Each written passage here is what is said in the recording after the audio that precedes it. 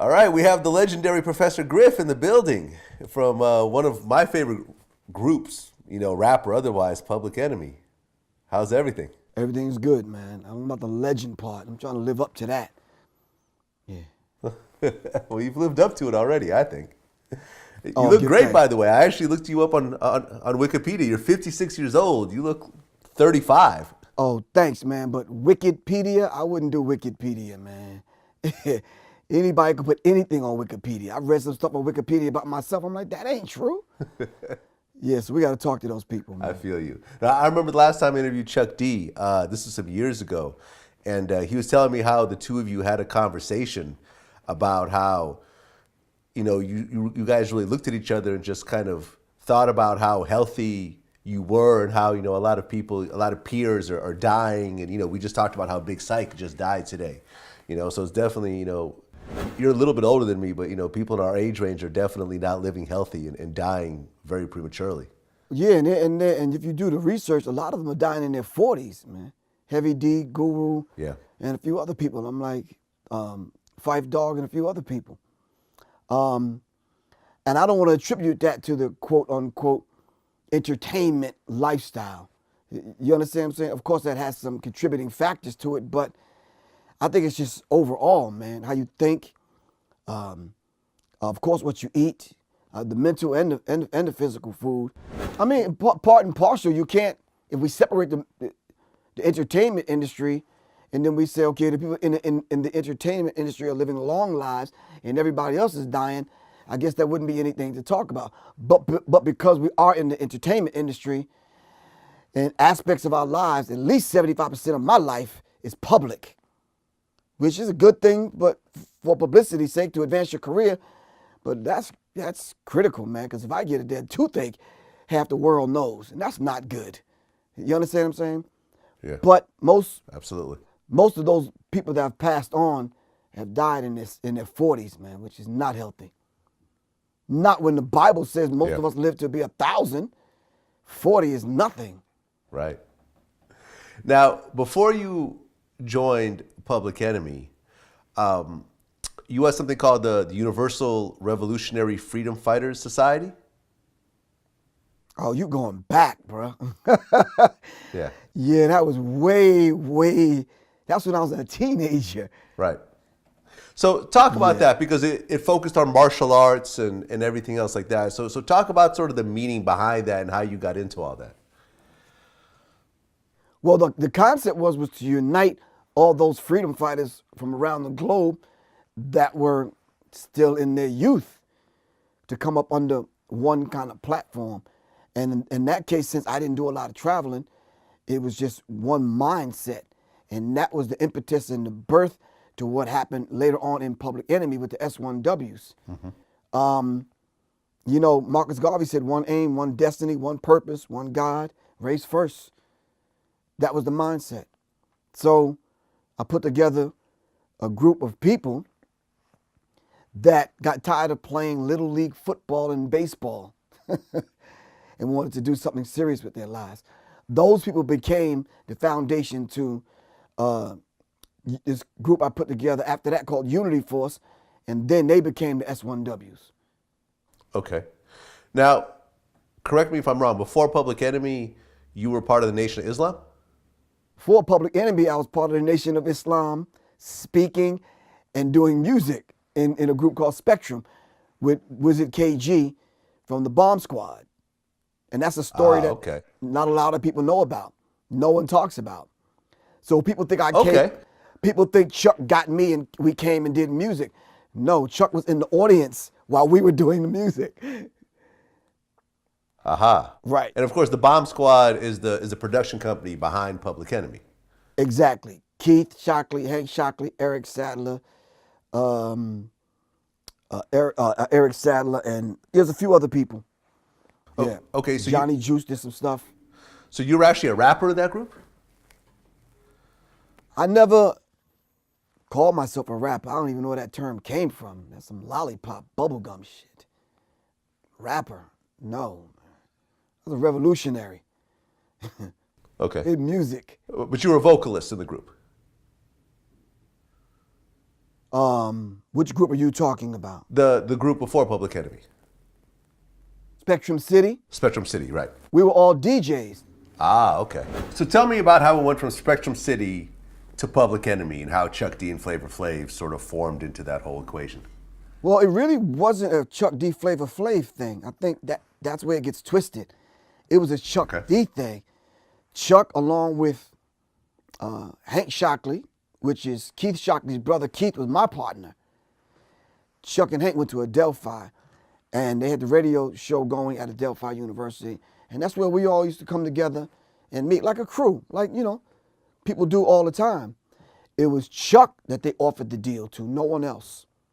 But he didn't want to sign as Chucky D, which is corny as fuck. But hey, he was like, nah, I'm not doing that. So we just kind of went in the back room, and he created this concept called Public Enemy and kind of brought the parts together. And since we were already working with one another, the parts were already there. I never worked with Flavor. You understand what I'm saying? Very talented brother, but Flavor had the Flavortrons. So the Flavortrons. I've never heard of this before. He had the Flavortrons and the little group and crew that used to follow him, and you know, they did things together. Yeah. Okay. So how did Flavor Flav get into the group then? Flavor and Chuck used to work a physical job together, moving furniture and whatnot. Yeah. Okay. So he brought Flav in and he became part of Public Enemy. Yes. And this is all happening like, you know, real quick. The first Terminator X was my partner, Keith, KG from Spectrum City, part of the Bomb Squad. And then that didn't work out. And then Chuck went and was working with Norman Rogers, which is Terminator X. Right. So you guys put this together, and then you get your first deal with Def Jam Records. You really can't say a we thing. That was really a Chuck D at the head, bringing Flavor. I worked with Hank and Keith and Spectrum City.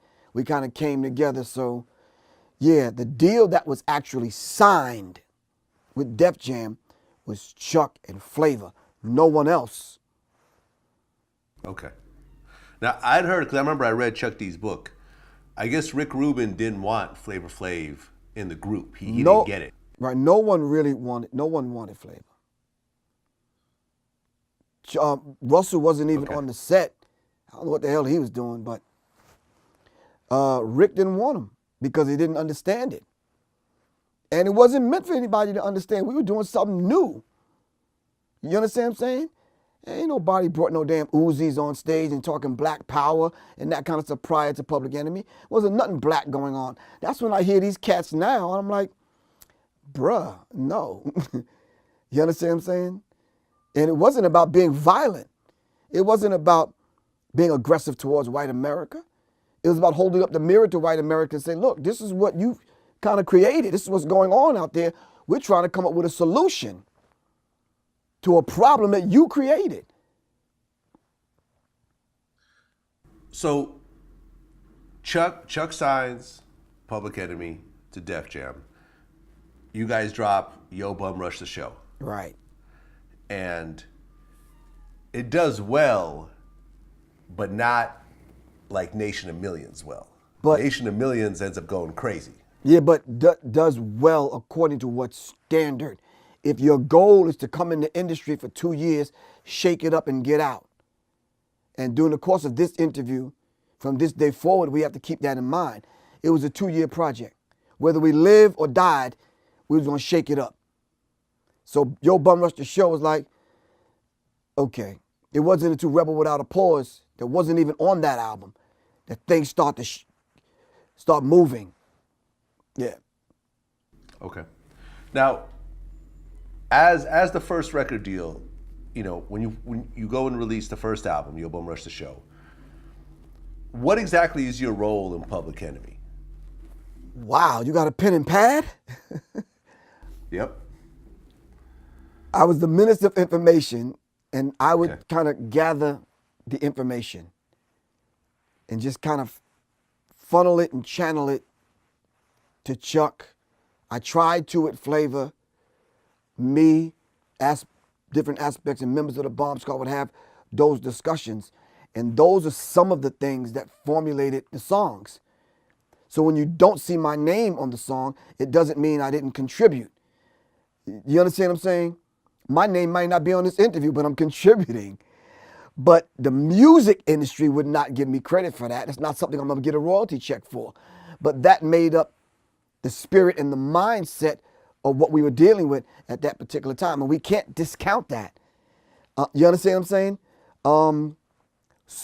When I'm asked sometime, well, what are you? I'm a spirit being having a human experience. I'm God having a human experience. You understand what I'm saying? So the aspect of the songs and the ideas and that kind of thing, a lot of times and most times came from discussions, debates inside the group on political, different viewpoints and that kind of different perspectives. But I was funneling and channeling information. I was a reader. I did research. Then on top of that, I was the road manager. Then on top of that, I was the leader of the security of the first world. Then on top of that, the whole choreograph thing and so I wore like 4 or 5 hats, not to take anything away from anybody else. That's what I did. So when people say, how did Public Enemy get started? That's a conversation we need to have like we're having now, because people don't know. That corny fucking story that Def Jam tells, please say that shit. Right, and the S1Ws, they were on stage with Public Enemy, and it was kind of like a military type thing that you guys were presenting. Yeah, we weren't coming doing no damn dancing. Hell nah, it was serious time. This is desperate times call for desperate measures. And we wanted to show America that we weren't playing. And this ain't no goddamn act. The second album comes together, Nation of Millions. When you guys were working on it, did you have any idea how big it was going to be? No, because at that time, we were preparing to make the exit because the 2 years was almost up. But Rebel did so well, we was like, okay, now we got the formula, let's make it happen.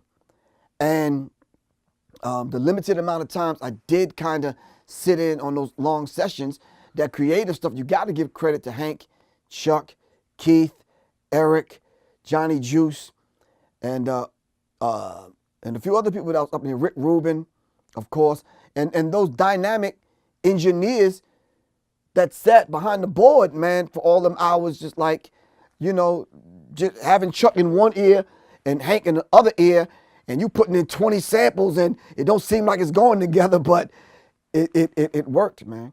But you never know how that stuff is going to be received. Yeah. Yeah, I mean, I remember when I interviewed Russell Simmons, maybe about a year ago or so. Mm-hmm. I mean, he said that he wasn't really ready to make the next Public Enemy because they didn't want nobody near them. They were like, get the fuck away from us, all of you niggas. And they made the second Public Enemy album, was the greatest record Def Jam ever made. Yeah, incredible album. That's the best record. My Def Jam record that album is great. The one after it was great too. Public Enemy made it takes a Nation of Millions. Defined Def Jam, in my opinion. It takes a Nation of Millions. Was the second album? Yeah. Yeah, you don't fuck with that. No. Oh, I don't think fucks with that is Ice Cube's America's Most Wanted. Most Wanted, yeah. It's in the same category. That's them. They made it. The same producers, yeah. Of course. Yeah. Them the niggas that made Def Jam more than anybody, the Bomb Squad, because they didn't make rock and roll or rap or mix it or what. They said, fuck that, we're gonna make some new shit. Yeah, straight hip hop. Well, yes. Beastie Boys had that in their second album too, which kind of would have really fit on Def Jam. Musically, what you guys put together was just on a completely different level. Yeah, and you're talking about, and we thank Russell for that, but you're talking about years and years of listening to what our parents were playing in the home. Everything from Al Green to Dramatics, Temptations, Tower of Power, Mighty Clouds of Joy, all kind of stuff. So when you listen to a Public Enemy song, shit, you might hear anything, a damn toilet flushing, a scream, a laugh, or whatever. And then on top of that, you heard Malcolm X, Dr. King, Jesse Jackson, Minister Farrakhan, the Black Panther Party. Then on top of that, by the time you got to the show, it was like uzis and marching and drilling and flavor all over the place. Then on top of that, Chuck's voice, you understand what I'm saying? and the lyrics, and people resonated with it. It worked. If you look at hip hop today, for example, and you look at the subject matter, the prominent subject matter in most hip hop songs today is very different than the mid 90s, the early 90s, like 92, 93 when Public Enemy was at its height. It was just a different mind state at the time. Right, because America was different. Because you kind of figure mid 80s, 86, 85, 86, you had AIDS, Africans in deep shit, or America's doing the shit, and crack, chemical and biological warfare hit at the same time. So yeah, things were going to be different. So we came up out of the turbulent, born in the 60s, came through the whack-ass fucking 70s with disco, where they crushed everything culturally speaking, and that cultural expression. So by the time late 70s hit, we were dancing in the street and spinning our heads on cardboard boxes with boom boxes, wearing what we thought was hip hop gear. You understand what I'm saying? By the time 80s hit, we thoroughly got a grasp on it, and we said, okay, we about to bring the pain. Then America came with the chemical and biological warfare with crack and AIDS, and we said, okay, we got a fight on our hands, so let's bring it. And we did, and we gave birth to a cultural, positive, conscious renaissance at that time. Queen Latifah, KRS-One, Brand Nubians, Poor Righteous Teachers. I mean, Lakim Shabazz preceded that, but there was a few other groups that came out that was extremely positive. Yeah, I mean, Poor Righteous Teachers, Brand Nubian, like it was a lot. It was a lot during that time. Exactly. So the women that didn't grab a hold of that stayed on crack, stayed on drugs, did all this. And those are the women that gave birth to the MCs or the rappers that you see today. Drug-induced, trauma-based. And that's what you're hearing. So I remember reading Chuck D's book, and he talked about how Flavor Flav was always kind of a loose cannon in the group. And I think there was this one part in the book where Flav showed up like really, really late to a meeting, and you ended up kicking him in the chest. I don't mean to laugh, man, but no. That's not the way the story went. We're supposed to do a gig, and we were looking for Flavor. And where we lived, Roosevelt, Freeport, Hempstead, it's not that big. So there's only a few places that he could have been. So I put the word out, and I got 20 people looking for this dude. And it's like, I know where he at, Bricktown in Freeport. Take my crew, we go to Bricktown. You got drug dealers, thugs, and all these other kind of people thinking they fucking tough. But nah, dude, you ain't that fucking tough. Move the fuck out the way. We found Flavor up on the roof, getting lit, put him in the car, brought him to the studio, asked him was he ready to go, ended up trying to curse me out. And you remember them big boom boxes? He used to carry that all the damn time. And he had the shit on 15, listening to some whack ass fucking song he probably made. Now I'm only playing. But anyway, he took it off his shoulder and he put it here. And I kicked the box. I wasn't kicking him. But, you know, being angry and mean and kind of, aggressive. You understand what I'm saying? End up kicking him in the chest and whatever. So subsequently, he didn't want to go because he thought I was a little bit too violent. And I just was basically asking him and everybody else, either we're going to do this shit or we not. Plain and simple. You understand? And I think at that time became the unraveling of Public Enemy as far as Professor Griff is concerned, because simply put, and I was like, Flavor, I can't fight you and them and deal with our people in the street. I'm trying to hold us together. You gonna work with us or what? Nah, man. The drug was more important. Right, because, and I remember I'd read an interview with Flav talking about this. When you guys did Night of the Living Bassheads, the music video, which I thought was brilliant.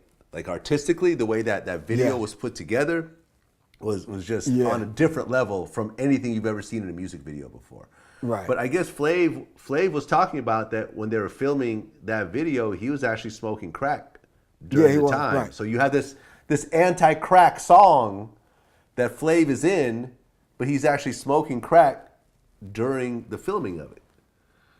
Yeah, it's like it being a shame, but when we look at the history of black artists in the music industry, that whole drug element and ingredient was always there. Look at jazz. Do you understand what I'm saying? Look at, the artists that came up in R&B. That element was always there. So, we're not above and beyond it, even with a positive, conscious group like Public Enemy. But what we tried to do and attempted to do was hide it. It's like that problem that your wife or your girlfriend or your brother may have, and the family kind of shields it away until they can get his act together. You understand what I'm saying? But that caused friction between me and Flavor, because you're talking about a man like Professor Griff training martial arts, teaching other people and other students, having a crew of about 50 people. You understand what I'm saying? Ready to move on my word. No drugs, no alcohol, damn near no soda, no meat, vegetarians, thinking positive, and then Flavor come on crack? Now, we can't let the world know that. Do you understand what I'm saying?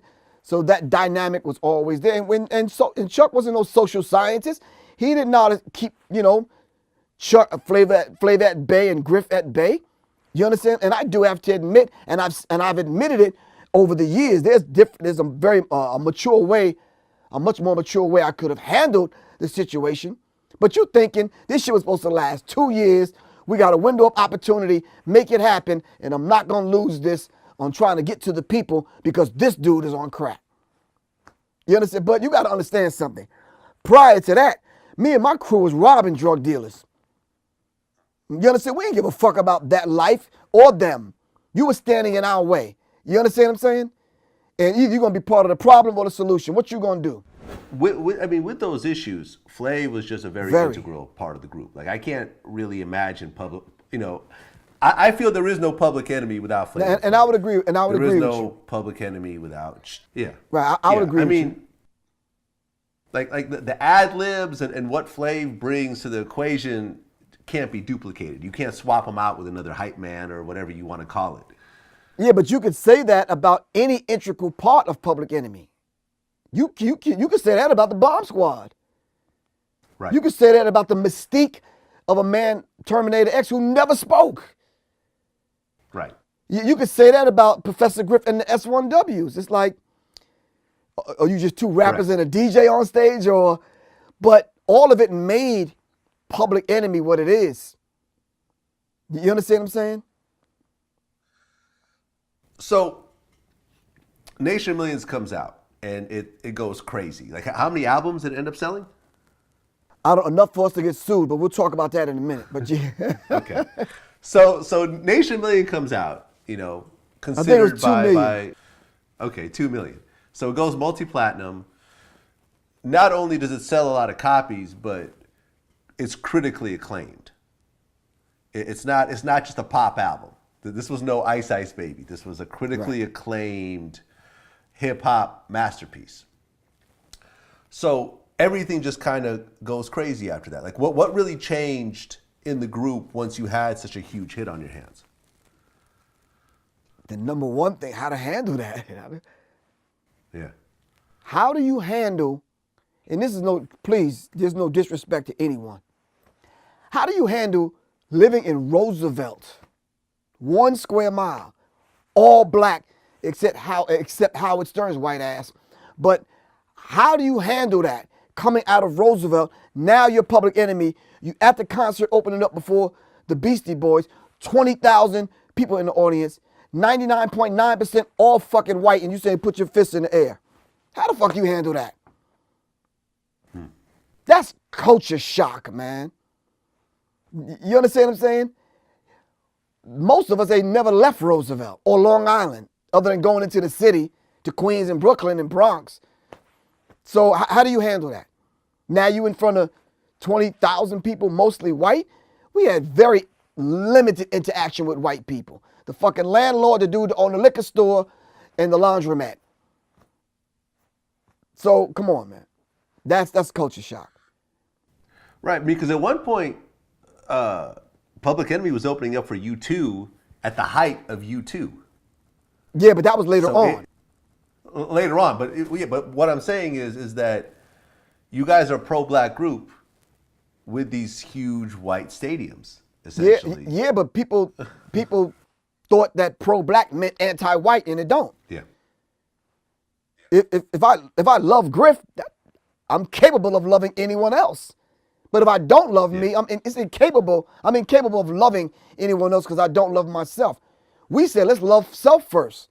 Not that we made the music and catered it towards a certain specific group of people. It was for everyone. Music is a universal language.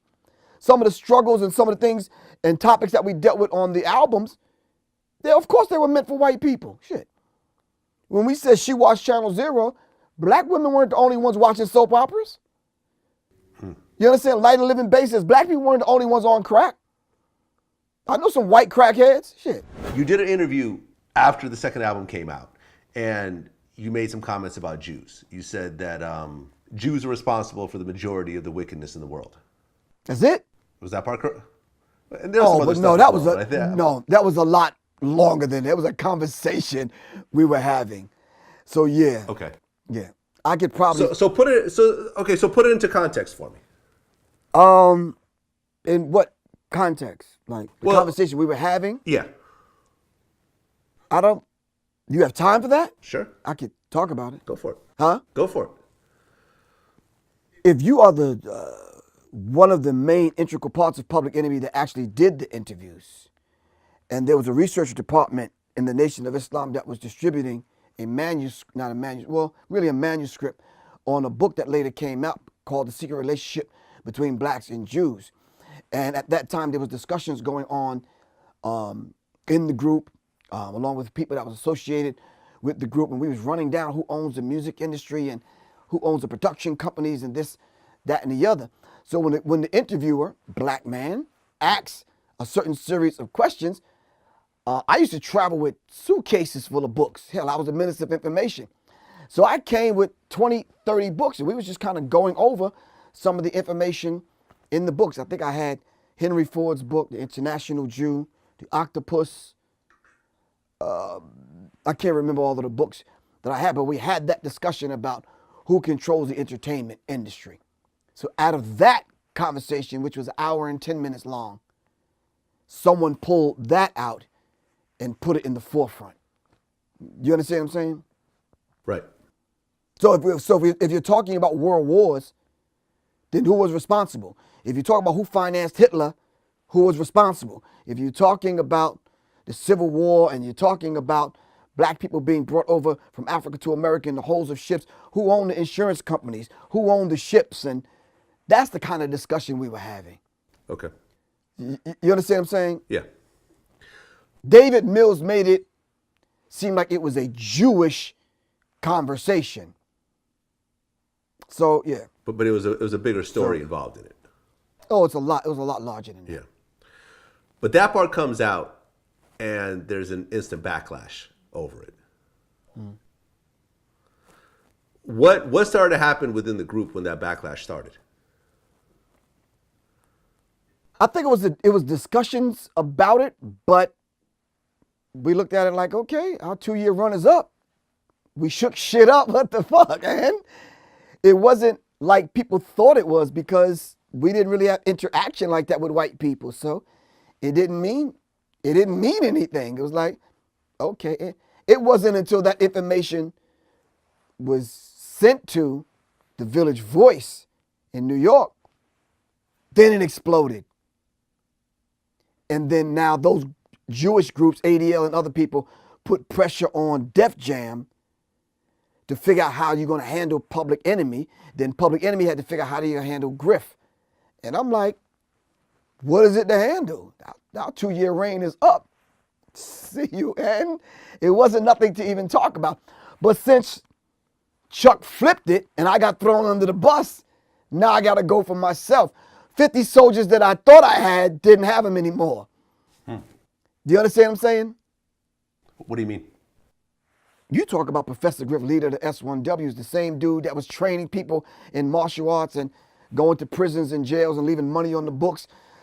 Hardcore killers getting out of jail like, yo, whatever you need me to do, Griff. Yeah, I had those kind of dudes waiting on my word. What do you do with that kind of power? Pseudo power. Okay. And now you got the dudes in the group throwing you under the bus? Yeah. If I was kind of reckless with my mouth at that time, yeah, there'd have been some funerals happening, bro. For real. But no, I pulled back. And as I was pulling back, thinking that the group was going to be over anyway after 2 years, I find out that I was the one getting kicked out of the group. Now, I'd heard that Chuck D didn't want you out of the group. Is that true? No, he didn't. Yeah. That's true. He didn't. So the other people wanted you out of the group? It was them other fucking flunkies. The Hank Shockleys and the Bill Stephanies and the punk ass Russell Simmons and the rest of them. And by the way, if you're taking up opposition to what I'm saying, call me. My number is 678-557-2919. Them motherfuckers can get it for real. How did Leor Cohen, who's Jewish himself, how did he react to it?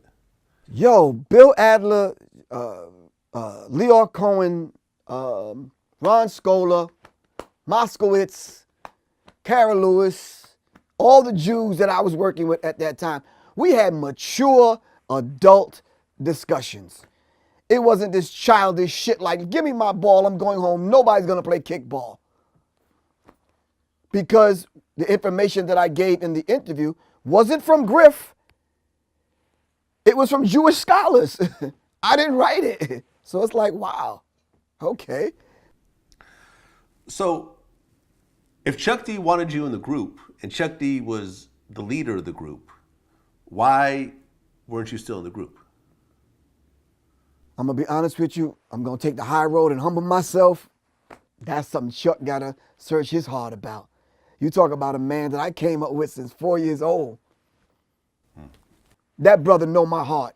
Like these two gentlemen I'm sitting in front of.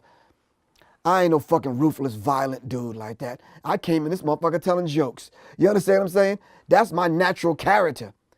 When I read the contract, I clicked on my Professor Griff shit like I'm supposed to. You understand what I'm saying? Yeah. And then now I'm doing an interview being very transparent. So, but he has to search his heart. You understand what I'm saying?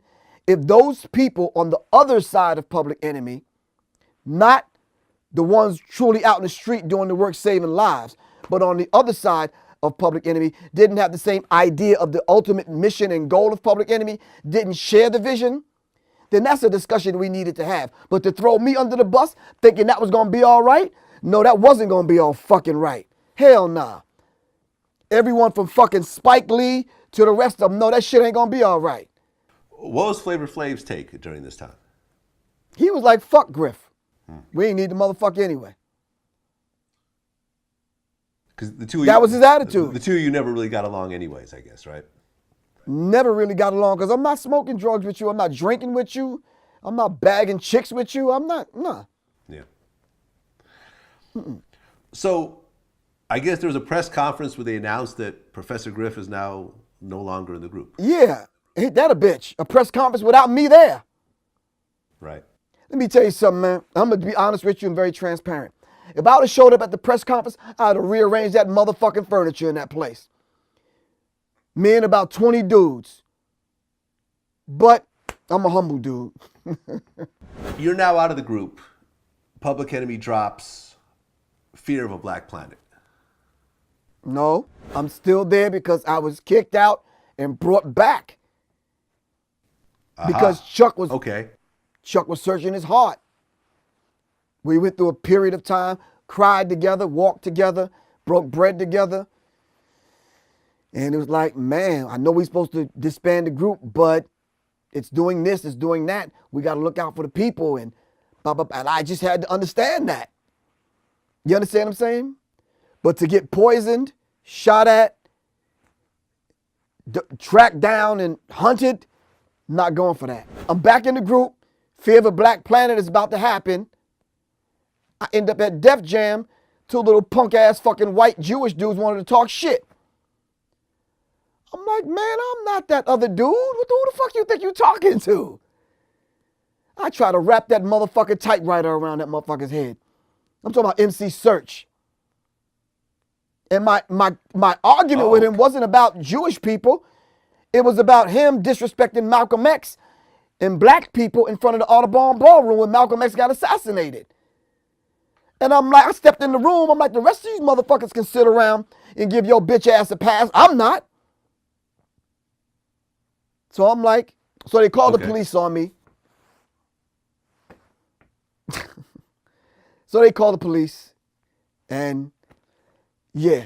You end up getting into a fight with MC Search from third base? Yeah, him and his little punk ass little sidekick. What a Pete, whatever the fuck. Pete Nice. Yeah. Pete Pussy. Okay. Yeah. And they called the police on you. And at the time, third base assigned a Def Jam. Well, we're at Def Jam. We're in a room. Yeah. We're having a meeting about the Jewish thing, the disrespect. Everybody's there meeting. And I walk in the room. I walk in the room not knowing there's a fucking meeting about me.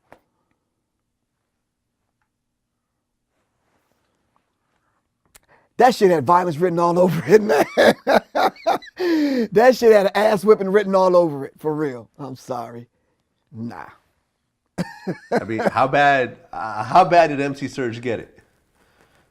He didn't really get it too bad. That motherfucker got probably hit with the R key and the T key and some other shit, but nah, man. Okay, so I guess I'm a little confused. So when they initially kicked you out of the group, did Public Enemy disband altogether? No, they actually stepped it up, which I was shocked. I'm like, is something going on that I don't know about? I don't know. Okay. So then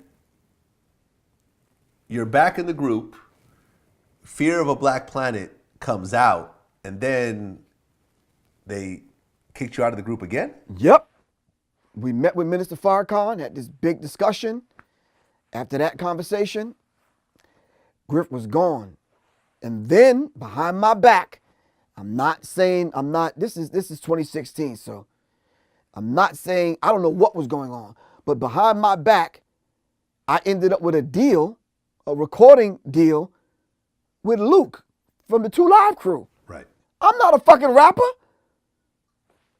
I don't know what to do. This motherfucker handed me a check, thousands of dollars, and I got to go to Miami and record what?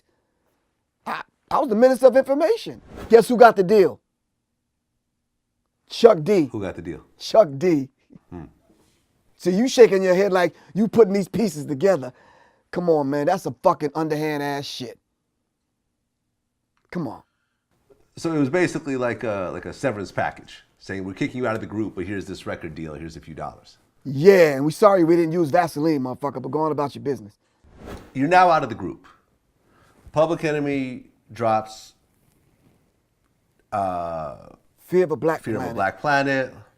And then they drop, what was the album after that?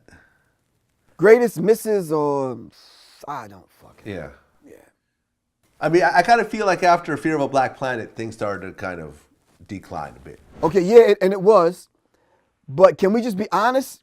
See, the spirit of it now is not there. Not to say that I was the totality of that spirit. It was the combination of people.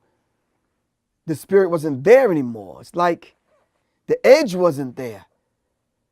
Like even when I came back, motherfuckers smoking on the bus, white girls, and what the fuck? Drinking.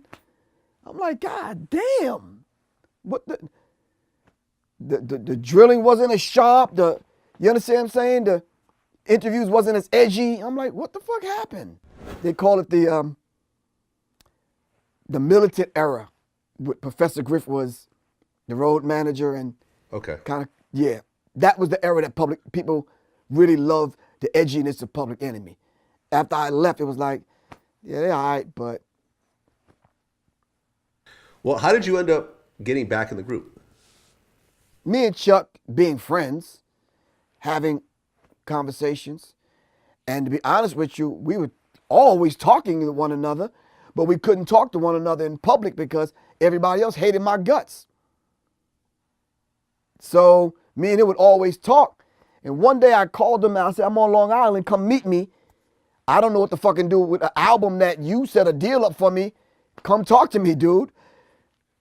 You got some producers I can work with. I'm like, so we sat down and we talked, and he said, look, I'm going to just tell him, just give me a minute and let me work with everybody. I'm going to tell him you coming back. That's when the He Got Game album for Spike Lee, after his ass threw me under the bus, that's when that whole thing came about. And you talking about hating Professor Griff? Whoo! I don't want to wish that on my worst enemy, bro. They hated my guts. And when you really think about it, for what? Talking about some fucking crackers? We always did that. Shit.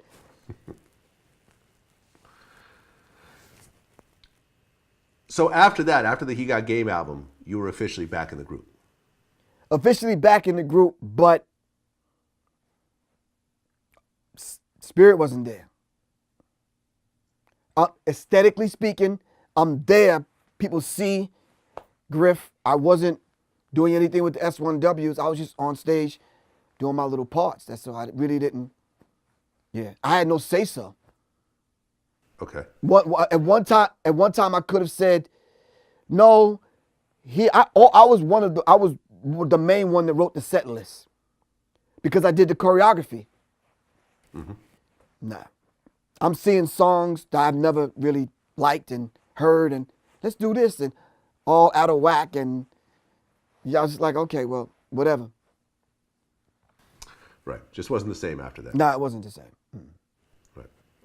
And, you know, by that time, Public Enemy was not on the charts anymore. The music wasn't reacting the same way.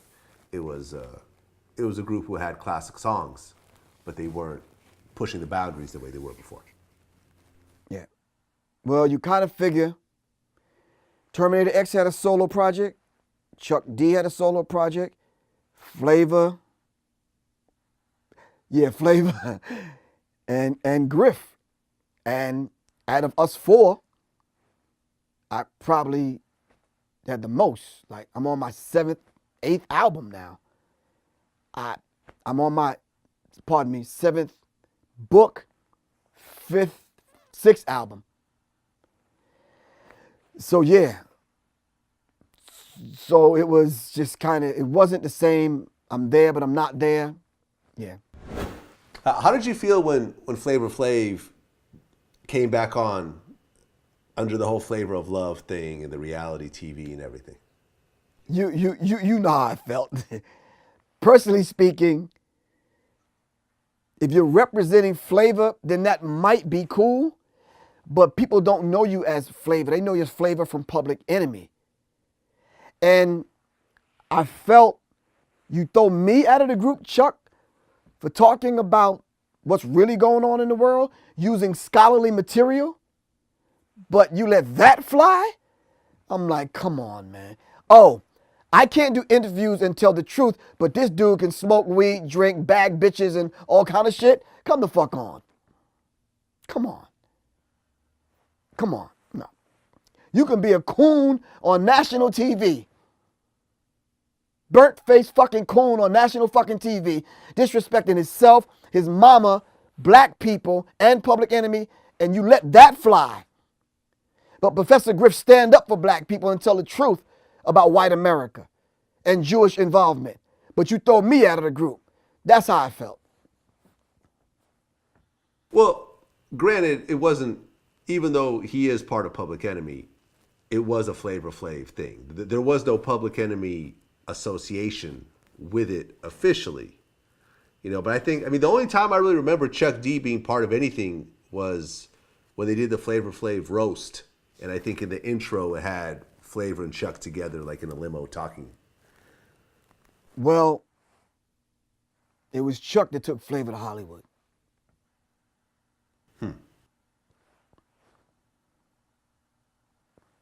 There you have it. There you have it. So when you say officially, Chuck is a smart man. And I would have probably made a similar move with Flavor.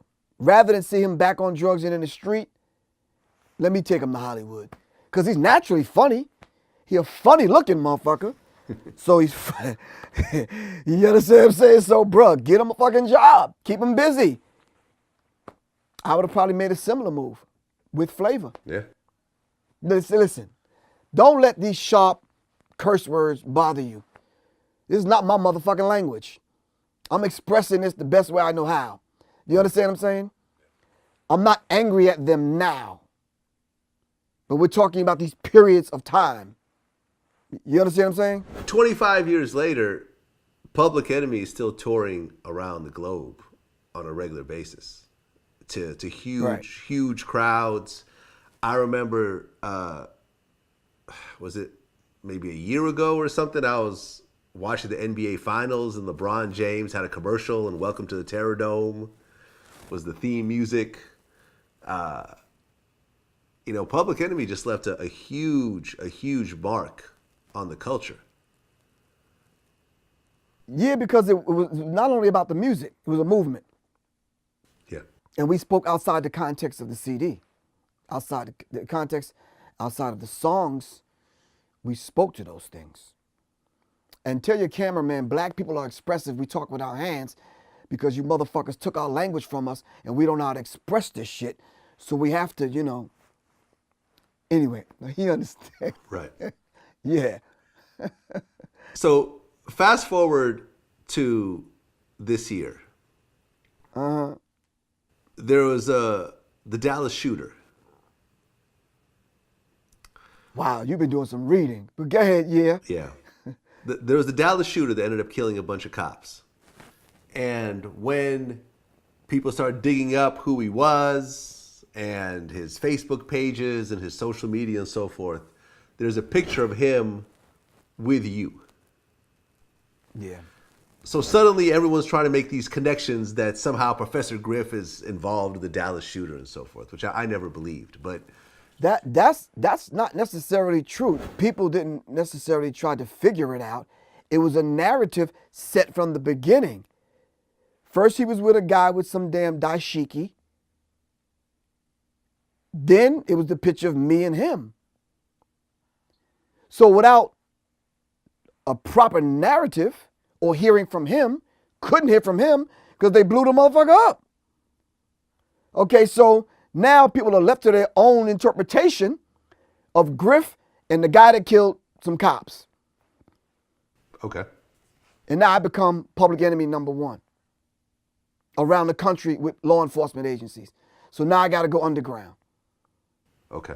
And now people are saying, I told you that motherfucker was trouble. You understand what I'm saying? So now here I am running for my fucking life. You understand what I'm saying? Because now every cop looking at me like, FBI sitting in front of the house, phone tapped, the whole shit. Yeah. And this is recent. This is only a few months ago. This is July. Right. So, in your own words, was there anything beyond that picture besides just a fan picture? I mean, listen, I'm going to be honest with you. I did a lecture. I said at the lecture on stage, I'd like to take a picture with whoever want to take a picture with. I'm cool. He was just one guy in line that I took the picture with.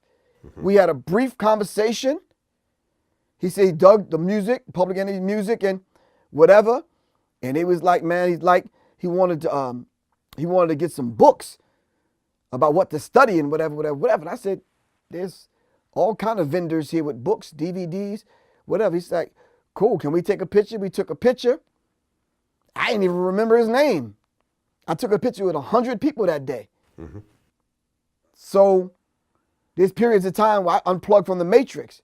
That Thursday, I unplugged. By the time I turned my phone back on Friday, my daughter was telling me, Daddy, you got to see this. I'm like, see what?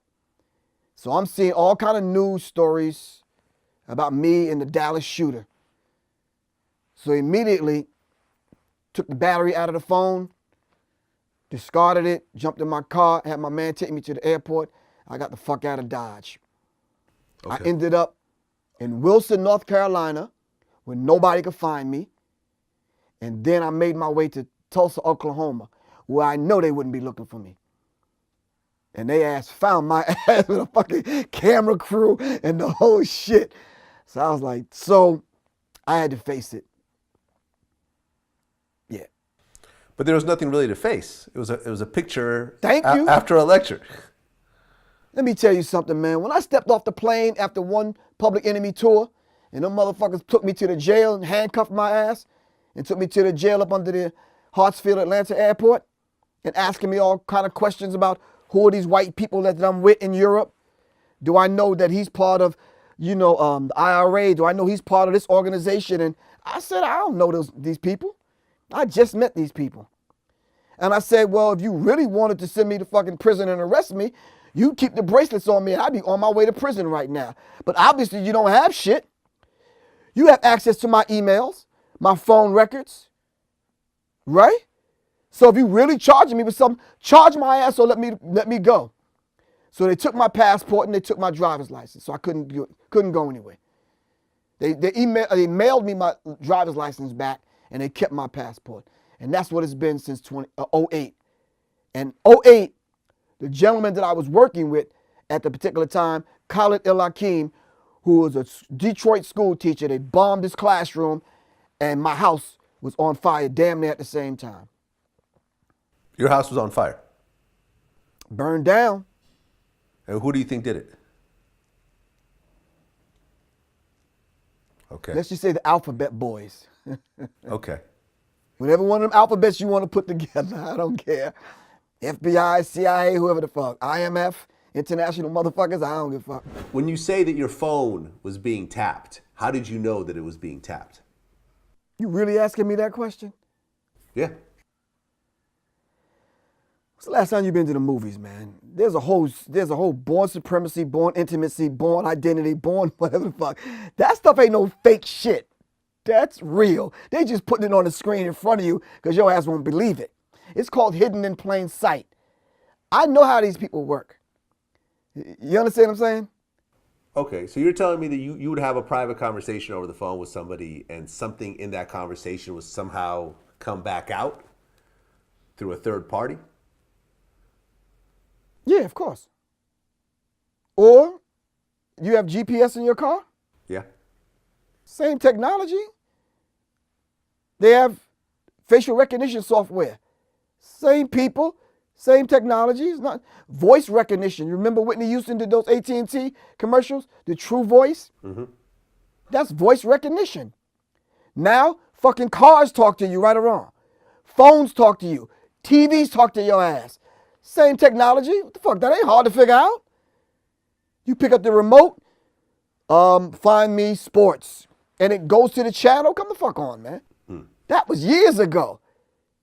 It's just that I was on my job, and I knew that technology existed. I ain't stupid. I mean, when it comes to hip hop, one of the big themes that always seems to stand is the Illuminati. What's your take on the Illuminati? Now, not then when I was talking about it. Here we Now. go again. Same period of time. House got burned down. I was talking about the Illuminati. Okay. I kept it to myself. I didn't say anything for years. I did 2 interviews. Here I go with the interviews again. I did 2 interviews. I was writing the book. It was in my computer at my house. House burned down, lost the book. So I'm like, but the Illuminati was just that organization, that name, that secret society that I kind of put out there to let people know there is a secret society that's controlling all of this, especially the moves that's being made in the music industry. I have flow charts, gave names, everything, everyone from the Vivendi on down to the regular peon at the record companies. Well, you've had some theories about Tupac, Quincy Jones, and so forth. Do you want to talk about those? We talked about everything else, we might as well. Let me say before you ask the question so the people can, yeah. Well, I gotta prefer for you to say it because let me say it. When I saw the interviews. Well, let me say Yeah. it. Well, inside of certain organizations, Illuminati being the umbrella, secret societies and sub-secret societies, all of them have rituals. I equated some of those rituals with what was going on in the music industry. How does a person come from having a little bit of talent to being a multi-millionaire overnight with no talent? You must know someone. So it's not what you know, it's who you know. So I started naming the names and going through the rituals that they were going through in order to bind them to these people. So I pulled some rituals from Skull and Bones Secret Society, from the OTO, from other secret societies and other rituals. And I started equating it to what was going on in the music industry. And there's a homosexual ritual that goes on in certain secret societies. I said that's the same thing that's going on in the music industry. And I was correct, because later on, people started admitting what was going on, i.e., Cat Williams admitted what was going on at the mansion parties. DMX started talking about what was going on. Tupac, Michael Jackson, I could call a roll. So Professor Griff was absolutely 1,000% correct. Homosexual acts were going on, and this is how people were getting deals, keeping deals, getting put on, the whole bit. Now, these rappers brag about sucking dick and doing whatever the fuck they do to get these deals. Do they? I've never heard of this. Shit, do your research. Okay. But I mean, I guess the one thing that sort of raised an eyebrow with me is that, you said that Tupac was killed because he didn't want to engage in these types of acts. Not necessarily for that particular reason. I think they had Tupac in their sights already. You understand what I'm saying? But now when they assigned a handler to Tupac, maybe even unbeknownst to Tupac, and that man approached you with sexual favors and this trying to control Tupac, and he buck, that's all right. We can't neutralize him, so we have to deal with him another way. Well, I mean, I've studied the Tupac story pretty carefully. Mm-hmm. I've talked to the people that were there at the time that he was killed, people that were there before, some of the law enforcement people that were on the scene and investigated and so forth. I mean, from my point of view, with everyone that I've talked to that are not connected to each other at all, I've even talked to people connected to, the guy that he, got into a fight with and so forth. Yeah. It seems pretty straightforward. Whereas he gets into a fight with someone who's known to be a killer, who's known to have, to be part of a violent group. They beat him up. This guy is known to shoot at people for stuff like this. And then a couple hours he gets shot. It seems pretty straightforward to me. That's not straightforward. If you watch the footage, there was about 8 people stomping and kicking this dude. How come they didn't get shot too? Well, I've been in those kind of fights. You understand what I'm saying? I'm getting names and fucking addresses. You understand what I'm saying? So no, don't run that down to me. No. Can I ask you a question? I mean, sure, go ahead. Who bailed Tupac out of jail? Suge Knight. Before that, he was the only one to put the money up. He was the only one to put the money up. Interscope Records. So Jada and Will Smith had nothing to do with it?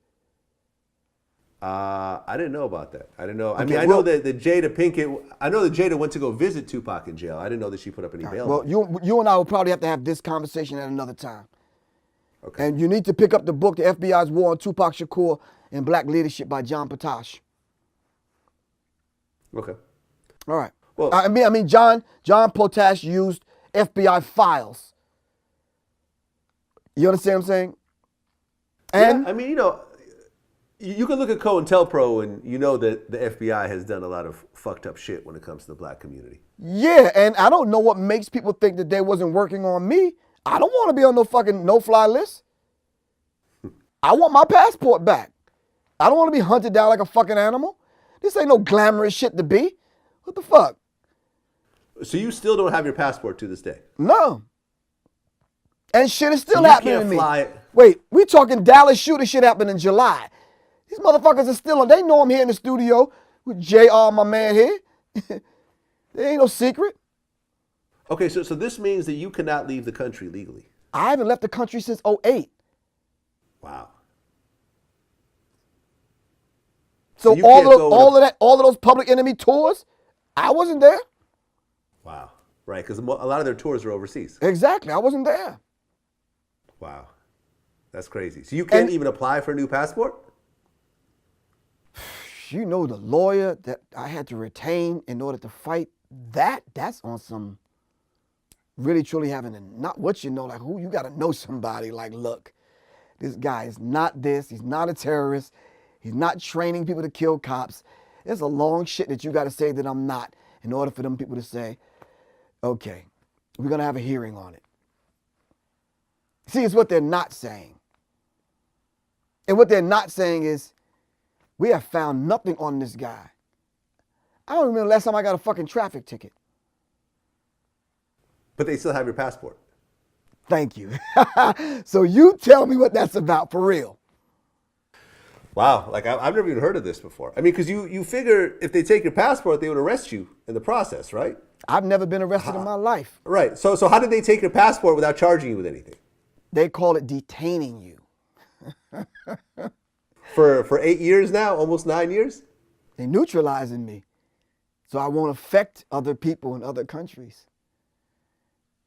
And Skype ain't gonna work. That's it's those crazy. conversations I don't have that's being recorded that they're probably worried about.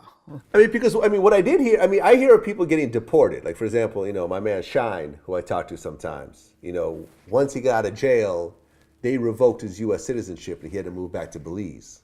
And he's not allowed to come back in the U.S. But I've never heard of anyone in the U.S. who they took their passport from, who can't travel outside the U.S. Yeah, but they dug up all kind of shit. I don't care if it was an alimony case, a child support case, anything that they can find to use, they'll put a combination of those things together to use it.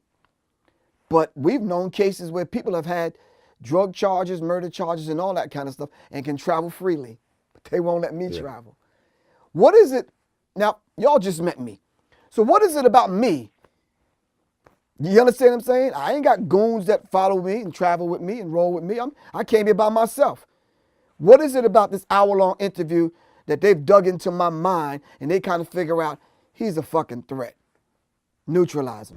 When Barack Obama was running for president, I'll be honest, I didn't think, growing up in America, I was born in Russia, but I grew up in America since I was 5 years old. Seeing the type of racism that I've seen in this country, I didn't think that I would see a black president in my lifetime. But lo and behold, Barack Obama gets elected.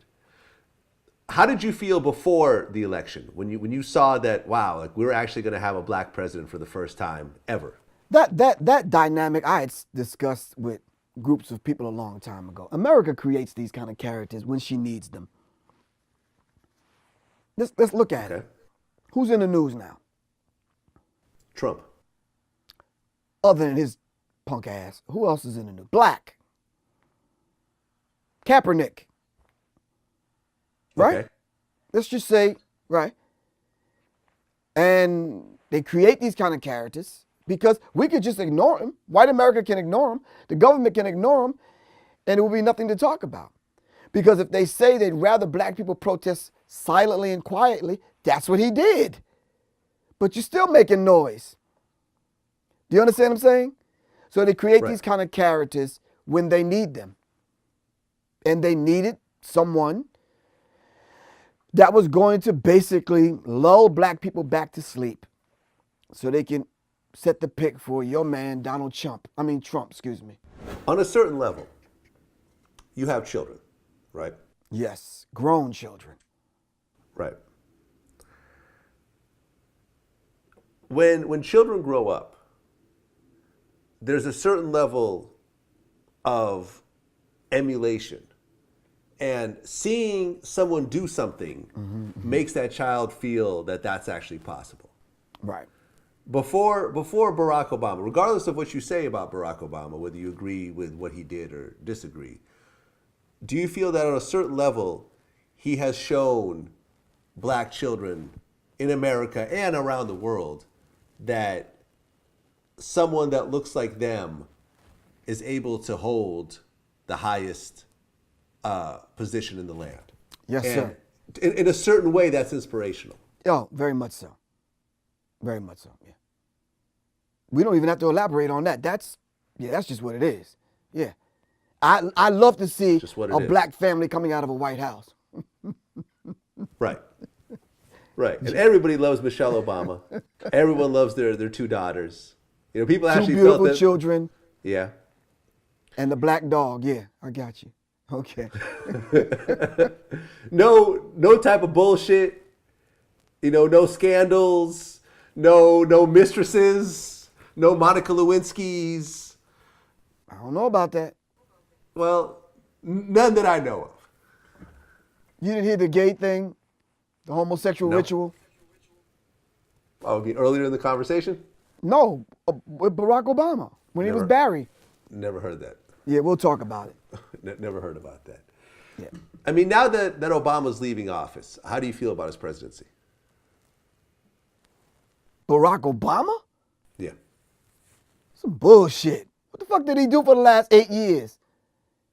Except get gray hair. If you talk to any black person, they'll tell you he didn't come speak to us. He talked to Jews, gays, and all kind of other people. Russians, he ain't never come talk to us. Shit. Well, I think that Obamacare with pre-existing conditions, I think that was a major thing for America.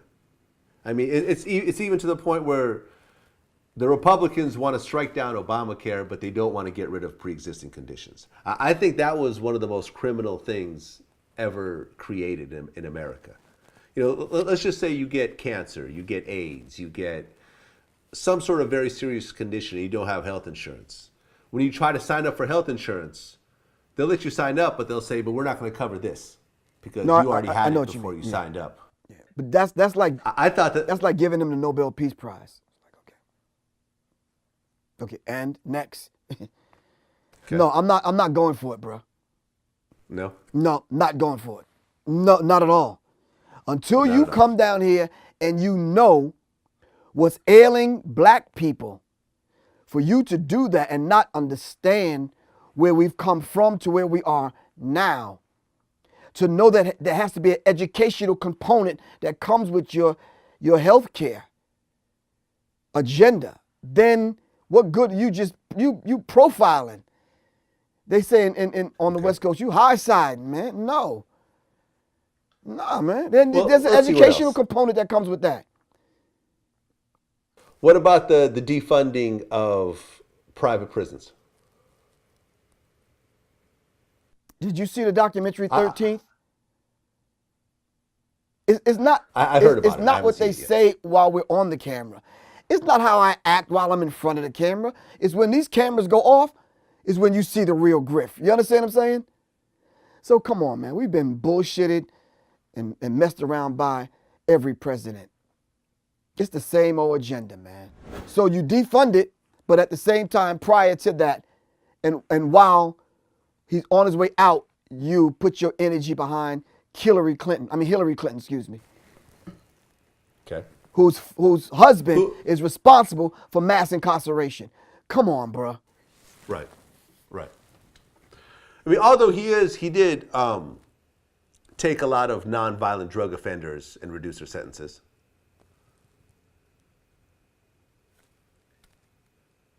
Yeah, so you stab me in the back with a knife 9 inches, and you pull the shit out 3, and you make me a fucking birthday cake. Fuck off. That bullshit. The knife is still in my back, man. Come the fuck on. Okay. Nah. I mean, were you surprised that Trump won? That's a good question. To a degree, yeah. I'm like, you grabbing pussy and doing all this shit, you could not. People are smart enough to say, nah, we can't do this, dude. We really can't do Hillary, but him, no. But that morning, I'm like, nah, man, he didn't, for real, he won. They was like, yo, he won. I'm like, wow, maybe that's a good thing for black people. Now we can get the fuck up off our asses and do something for ourselves. Shit, about time. I mean, when I talk to people about Trump, I get very different answers. And the one thing that I hear from certain people is, certain black people that I interview, is that they like Trump because they want to see the racism. They don't want to hear, they don't want someone who smiles in their face and is secretly racist behind their back. They like to know that this is a racist person that they're dealing with. And that's what Trump is bringing out in this country. Let me tell you something. If I walked out of this room right now and met a girl who that looked beautiful, and I said, although that you might have AIDS, I still like you. I still like you because you bring AIDS awareness to me. After we left the hotel, come on, stop that, bro. That's foolish. I don't like Trump. I don't like racism. Now, if he's bringing it and he's overtly racist and he's bringing certain aspects of racism, white supremacy to my attention, I got that lesson, but I don't like you, dude. You understand what I'm saying? I just don't like the kind of person he is. I don't like him for America. Hell, I could be bold enough to say I don't like him for white people. Because Trump is going to get some white boys kicked in the motherfucking teeth, for real. Because they're real cocky right now, in my LA voice. Yeah. You know, they're real cocky right now, nigga, for real. But anyway.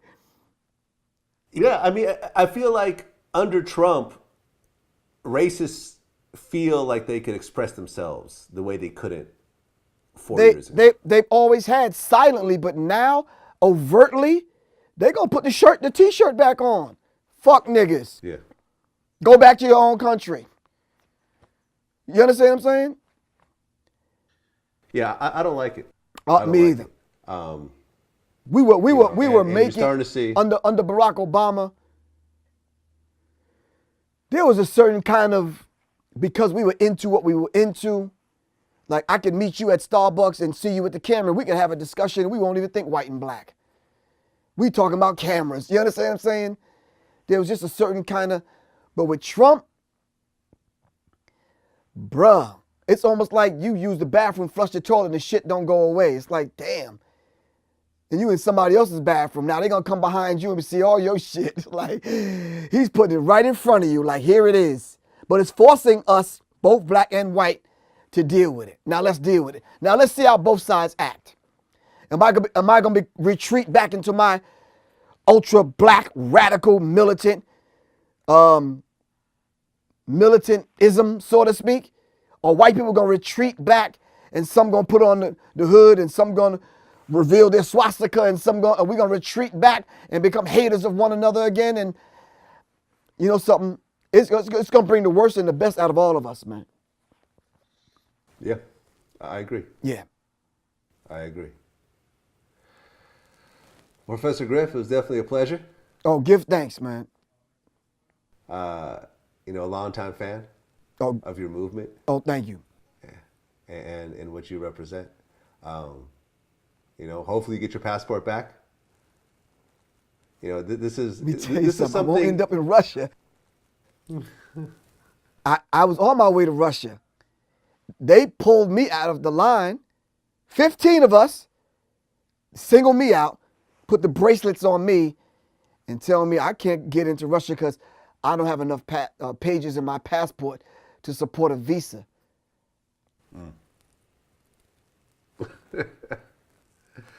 Yeah. And I think, a lot of people are going to watch this and say, well, who cares about a passport? I don't travel anyways.